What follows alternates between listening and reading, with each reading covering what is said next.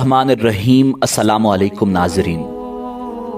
नाजरीन, खलीफा अब्दुल मलिक बिन मरवान के दौरे खिलाफत में हज्जाज बिन यूसुफ नामी एक शख्स इराक का गवर्नर था। हज्जाज इंतहाई जालिम व जाबिर और आले रसूल सल्लल्लाहु अलैहि वसल्लम और असहाबे रसूल सल्लल्लाहु अलैहि वसल्लम का कातिल था। मोहम्मद बिन कासिम का चचा और सुसर भी था। नाजरीन, यही वो शख्स था जिसने हजरत अब्दुल्ला इब्ने जुबैर रजी अल्लाह ताला अन्हो को बेदर्दी से कत्ल करने के बाद उनकी लाश को 3 दिन तक सूली पर लटकाए रखा। जबकि उसी जंग में हज्जाज बिन यूसुफ ने खाना काबा पर संगबारी की और इमारत को नुकसान पहुंचाया। इसके अलावा हजारों मासूम लोगों को सख्त ईजाएं देना और सहाबा कराम की बेहुरमती करना उसके संगीन जराइम में शामिल है।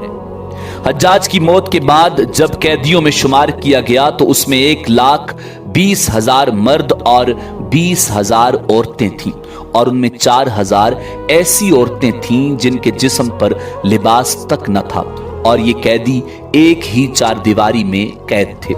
कैद खाना की छत तक नहीं थी।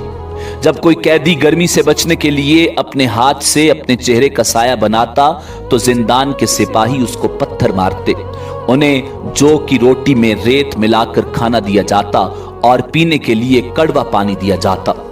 हज्जाज लईन बेगुनाह अफराद और बिलखुसूस सादात का खून बहाने को एजाज समझता था। नाजरीन, यहां तक मौर्रिखीन ने लिखा है कि एक मर्तबा उस मलून ने रोजा रखना चाहा तो नौकरों को हुक्म दिया कि उसके लिए मनपसंद सहरी और अफ्तारी का इंतजाम किया जाए। इशारा फहम नौकरों ने उसके लिए ऐसी रोटियां तैयार की जिन्हें सादात के खून से गूंदा गया था। वो इंतहाई जालिम और जाबिर था। उस लईन ने उसी रोटी से सहरी और अफ्तारी जैसी पाक और बाबरकत चीज मलून को हमेशा इस बात का दुख रहता कि वो करबला में मौजूद क्यों न था, वरना वो शिमर से भी ज्यादा जुल्म करता। हज्जाज ने कूफा और बसरा के दरमियान शहर सद की बुनियाद रखी जहां वो 9 माह से ज्यादा कयाम न कर सका और 53 साल की उम्र में वो लईन मर गया। नाजरीन, इब्ने खलकान कहते हैं कि हज्जाज को आर्ज़ाए आकला लाहक हो गया था। उसके जिस्म के अंदर बिच्छू नुमा कीड़े पैदा हो गए। अल्लाह रब्बुल इज्जत ने उस जालिम और जाबिर शख्स पर अजाब मुसल्लित किया। कहा जाता है कि एक तबीब को बुलाया गया तो उसने गोश्त का एक टुकड़ा रेशम की रस्सी के साथ बांधा और हज्जाज को कहा कि वो उस गोश्त के टुकड़े को निगल ले। हज्जाज ने गोश्त का टुकड़ा निगला और कुछ देर बाद रेशम की डोर से उस टुकड़े को खींचा गया तो उस टुकड़े पर बहुत सारे कीड़े थे। अल्लाह ने हज्जाज के जिस्म पर सर्दी को मुसल्लत कर दिया। उसके अतराफ में दिन रात कोयलों की अंगीठियां जलाई जाती थीं, लेकिन वो फिर भी सर्दी से चिल्लाता और चीखता था। उसने हजरत हसन बसरी रहमतुल्लाह अलैह से अपनी बीमारी की शिकायत की तो उन्होंने कहा, हज्जाज, मैंने तुझे बेगुनाह अफराद और बिलखुसूस सादात के कत्ल से बारहा मना किया था, मगर तू बाज ना आया। आज तू उसी का खुमियाजा भुगत रहा है। नाजरीन, हज्जाज बिन यूसुफ ने कहा कि मैं खुदा से ये दुआ करता हूं कि वो मुझे दोज़ख से आजाद फरमाए। बस मेरी इतनी सी इल्तिजा है कि जल्दी से मेरी रूह कब्ज़ कर ले ताकि मैं दुनिया की इस अजियत से छुटकारा पाऊं। मगर सर्दी खत्म न होती। ये तो थी मौत की सख्तियां, लेकिन हज्जाज की जिंदगी में एक वाकया ऐसा भी हुआ जिसने इस गुरूर और तकब्बुर के पुतले को जमीन पर दे मारा। उस जमाने में नौमान नामी एक शख्स की इंतहाई हसीन व जमील बेटी थी और उस लड़की का नाम हिंदा था। नाजरीन, वाज़े रहे कि ये वो हिंदा नहीं जो सैयद शुहदा हजरत हमजा रजी अल्लाह ताला अन्हो, जो हुजूर ताजदार खत्म नबूवत सल्लल्लाहु अलैहि वसल्लम के प्यारे चचा थे, उनकी शहादत और फिर आपके जिस्म अतहर की बेहुरमती में मुलव्विस रही थी। यहाँ जिस हिंदा की बात हो रही है वो एक गरीब लड़की थी, मगर अपने हुस्न जमाल में बेमिसाल थी। कहा जाता था कि पूरे अरब में उस जैसी खूबसूरत औरत उस वक्त न थी। हज्जाज बिन यूसुफ ने जब उस लड़की की शोहरत सुनी तो उसके दिल में इश्तियाक पैदा हुआ। नाज़रीन, सोस ने अपने कारिंदों की मदद से हिंदा से मुलाकात की सूरत पैदा कर ली।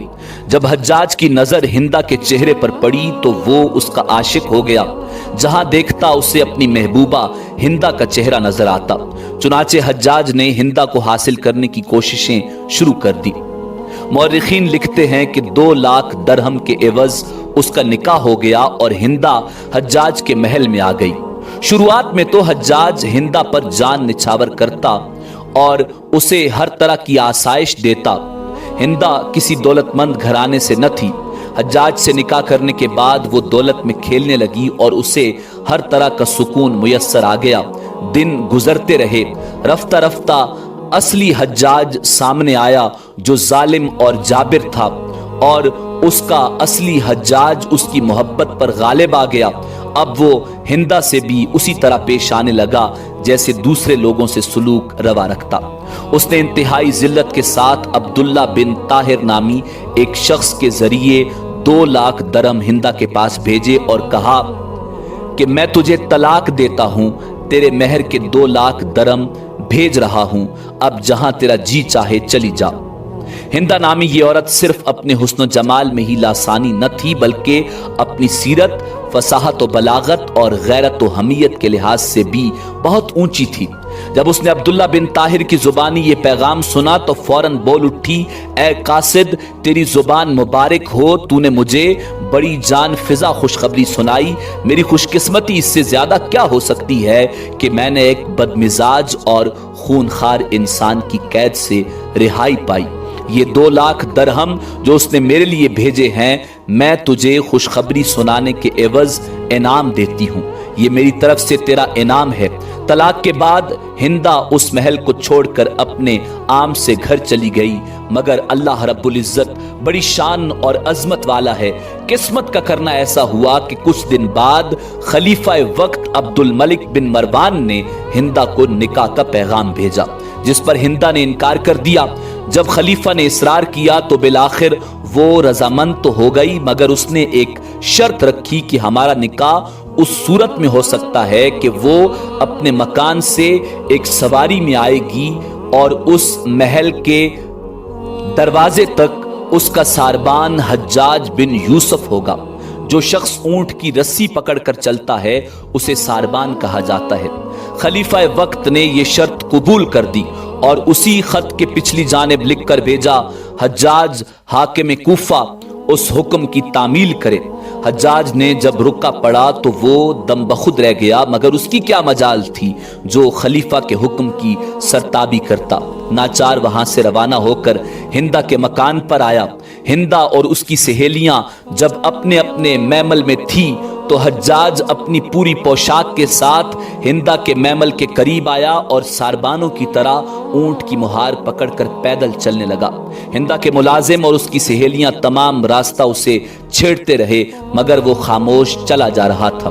جب شاہی محل کے قریب آیا تو ہندا نے اپنی سواری پر سے ایک سونے کا سکہ قصدن پھینک دیا، ساتھ ہی حجاج کو آواز دے کر کہنے لگی، اے ساربان، ہمارا ایک چاندی کا سکہ زمین پر گرا ہے، ذرا اٹھا دو۔ حجاج نے مہار روک لی اور سکہ اٹھایا تو وہ چاندی کا نہیں بلکہ سونے کا تھا۔ بولا، حضور، یہاں چاندی نہیں بلکہ سونے کا سکہ ہے۔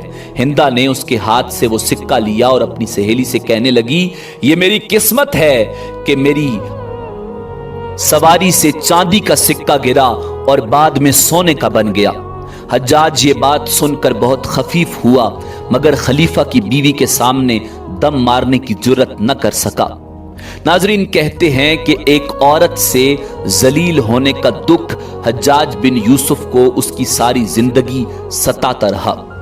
اللہ رب العزت بڑی عظمت اور شان والا ہے، وہ جب چاہے جسے چاہے عزت بخشے اور جب چاہے جسے چاہے ذلیل و خوار کر دے۔